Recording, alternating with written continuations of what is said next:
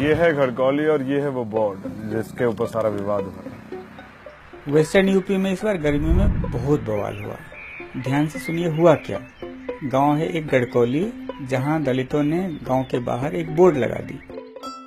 अब बोर्ड देखते ही ठाकुर भड़क गए, पुलिस आ गई और बोर्ड को काले रंग से पोत दिया गया। ये कहानी बस एक बोर्ड की नहीं है, ये एक किस्सा है दलितों में सालों से उबल रहे गुस्से का, और इस गुस्से से निकली भीम आर्मी।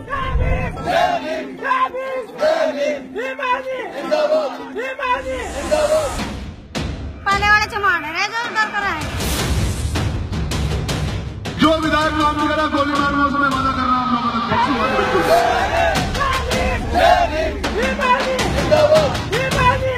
समाज के गद्दारों, बाबा साहब अम्बेडकर के गद्दारों, तुम उस वक्त कहाँ थे जब हमें पानी नहीं पीने दिया जाता था। हरिजन मत कहना बना आपको, हम हरिजन नहीं है। हरिजन का मतलब होता है जो हरि के जन होते हैं, और जो हरि हमारे ही नहीं है तो हम जन के कैसे हैं। अब चलते हैं घड़कौली, जो पश्चिमी उत्तर प्रदेश के सहारनपुर जिले में है, जहां 22% दलितों की आबादी है। मायावती के राज में इन दलितों की दशा बदली, दिशा बदली और फिर उसके साथ साथ रुतबा भी आ गया। गड़कौली में ऑलरेडी मामला बहुत टेंस था, दलितों का खून खोला हुआ था, लेकिन एक और बवंडर हो गया। अंबेडकर की मूर्ति पर काली पोत दी गई। अब देखिए मामला, दलितों ने फट से फटफटिया वाली भीम आर्मी को फोन घुमा दिया। एक तरफ दलित भीम आर्मी और दूसरी तरफ ठाकुरों के साथ पुलिस, मतलब पत्थर डंडे और फिर दबंगई फुल ऑन। वो हाथ देखा था ना आपने शुरू में, वही हाथ भीम आर्मी के पीछे है।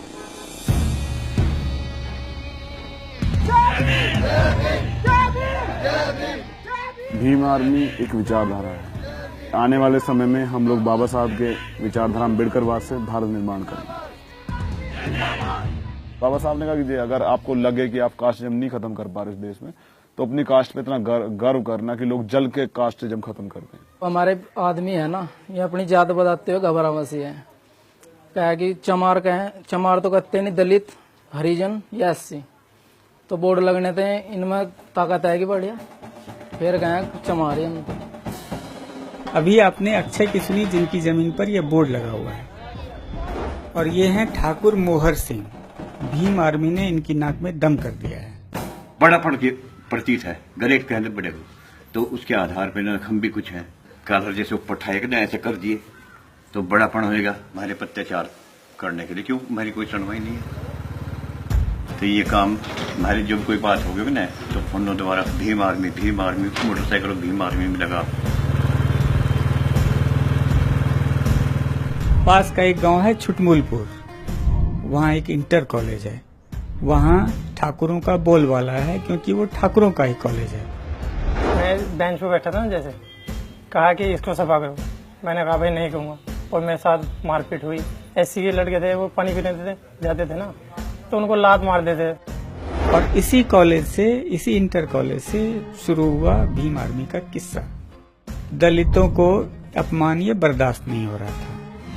तंग होकर दलित लड़के लोकल लीडर चंद्रशेखर के पास पहुंचे। अब चंद्रशेखर जी इसी कॉलेज से पढ़े हैं और इसी गांव के हैं। चंद्रशेखर ने बहुत समझाया, पर ना तो स्कूल वाले माने और ना ठाकुर लड़के। भीम आर्मी का फंडा है, सीधी उंगली से घी न निकले तो उंगली थोड़ी टेढ़ी कर लो। एक उबाल शरीर के अंदर रहता है कि यार, मतलब हमारे होते हुए ये सब चीजें हो रही है तो हमारा होना बेकार है। अगर उन्होंने हमारे किसी 2 बच्चों को पिटाई की, तो हमारे बच्चों ने भी उनके 4 बच्चों की पिटाई की। आज वो इस चीज को महसूस करते हैं। ये हैं सतीश कुमार। सतीश कुमार भीम आर्मी के गाइड। पश्चिमी उत्तर प्रदेश जो है सबसे मजबूत है शेड्यूल कास्ट के मामले में, क्योंकि यहाँ पे हम लोग एकता है, हमारे अंदर हम यूनाइट हैं।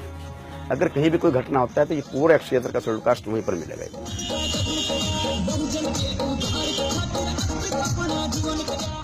उस वक्त न कोई पार्टी देखा कि ये बीएसपी है, बीजेपी है, कांग्रेस है, नहीं, वो अपने शेड्यूल कास्ट के पीछे खड़ा है, लामबंद हो जाता है।